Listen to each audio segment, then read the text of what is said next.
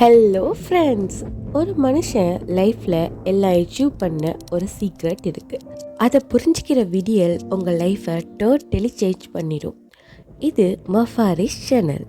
ஒவ்வொரு வீடியோவும் உங்கள் மைண்ட் செட்டை பவர் அப் பண்ணும். ரெடியா? Let's go. இன்றைக்கி நான் உங்ககிட்ட ஒரு முக்கியமான விஷயத்தை பற்றி ஷேர் பண்ண வந்திருக்கேன். நம்ம வாழ்க்கையில் வெற்றி பெற பல விஷயங்கள் தேவை. திறமை தேவை, முயற்சி தேவை, கனவு தேவை.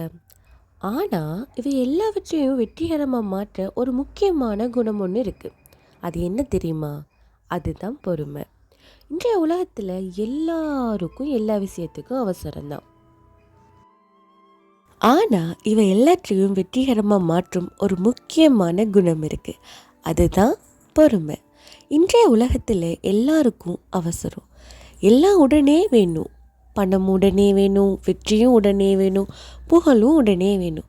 ஆனால் ஃப்ரெண்ட்ஸ், லைஃப் ஒரு இன்ஸ்டன்ட் காஃபி இல்லை. வாழ்க்கை ஒரு மரத்தை வளர்க்குறத போல தான். அது மெதுவாக தான் வளர வேணும். பொறுமை என்றால் என்ன? பொறுமை என்றால் சும்மா அமைதியாக இருப்பது மட்டுமா? பொறுமை என்றால் கஷ்டமான நேரத்தில் கூட மனசை கட்டுப்படுத்துவது. தோல்வி வந்தாலும் விடாமுயற்சியுடன் முயற்சி செய்வது. ஒரு மனிதன் கோபம் வந்த நேரத்தில் அமைதியாக இருக்க முடிஞ்சா அவன்தான் மிகப்பெரிய மனுஷன்.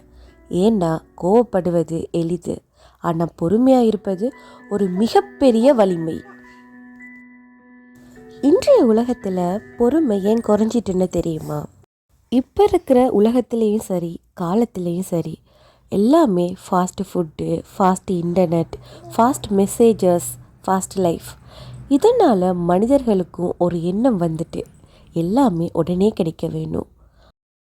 ஆனால் வாழ்க்கையில் மிகப்பெரிய விஷயங்கள் அந்த மாதிரி கிடைக்காது.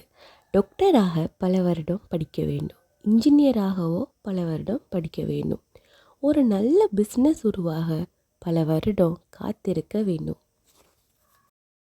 இதுக்கெல்லாம் முதல்ல நம்மக்கிட்ட பொறுமை வேணும். இயற்கை நமக்கு ஒரு பெரிய டீச்சர்.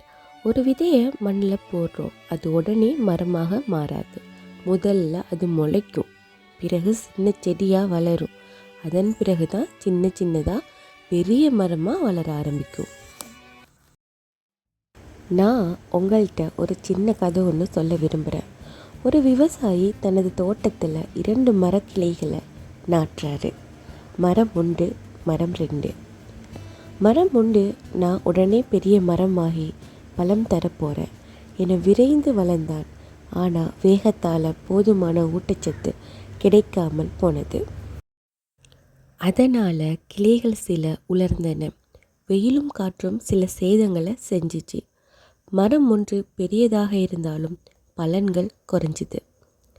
மரம் 2 மெதுவாக பொறுமையுடன் வளர்ந்தது. மண், நீர், சூரிய ஒளி எல்லாம் சரியாக பெற்றதால் வலிமையான கிளைகள் வளர்ந்தன. காலத்துக்கு வந்தபோது வலிமை மெதுவாக வலுவாக வளர்ந்தது. அதிகமான பலனும் நல்லதும் வழங்கிச்சு. பொருள் என்னன்னு தெரியுமா? வேகத்தை விரும்பாமல் பொறுமையுடன் வளர்ந்தால் நீண்ட காலம் பயனும் வலிமையும் கிடைக்கும். நமக்கு தோல்வி வந்தால் என்ன செய்ய வேண்டும்? வாழ்க்கையில் தோல்வி வருவது சாதாரணம். தோல்வி இல்லாமல் வெற்றி இல்லை. ஒரு சின்ன குழந்தை நடக்க கற்றுக்கொள்ளும் போது பல தடவைகள் விழும். அது விழுந்தால் நடக்க கற்றுக்கொள்ளாதா? நிச்சயமாக இல்லை. அது மீண்டும் எழுந்து முயற்சி செய்யும். அது மாதிரி தான் நாமும் தோல்வி வந்தால் மீண்டும் முயற்சி செய்ய வேண்டும். விட்டு விலகிவிடக்கூடாது. பொறுமை மற்றும் வெற்றி. நண்பர்களே, வெற்றி என்பது ஒரு நாள் வேலை இல்லை. ஒரு நாள் முயற்சி செய்தால் கிடைக்க போகிறதும் இல்லை. சில நேரங்களில் பல வருடம் முயற்சி செய்ய வேண்டும். நண்பர்களே, ஒரு விஷயத்தை மட்டும் நினைவில் வச்சுக்கோங்க. பொறுமையாக முயற்சி செய்பவர்களே வாழ்க்கையில் ஒரு நாள் கண்டிப்பாக வெற்றி பெற செய்வாங்க. நீங்கள் ஒரு யூடியூப் சேனல் ஆரம்பிக்கிறீங்க. முதல்ல வீடியோ போடுறீங்க, வியூஸ் வரையில்லை.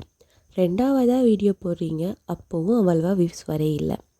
பலர் இங்கே இந்த இடத்துலையே விட்டுருவாங்க. ஆனால் வெற்றி பெறும் மனிதர்கள் என்ன செய்வாங்க தெரியுமா?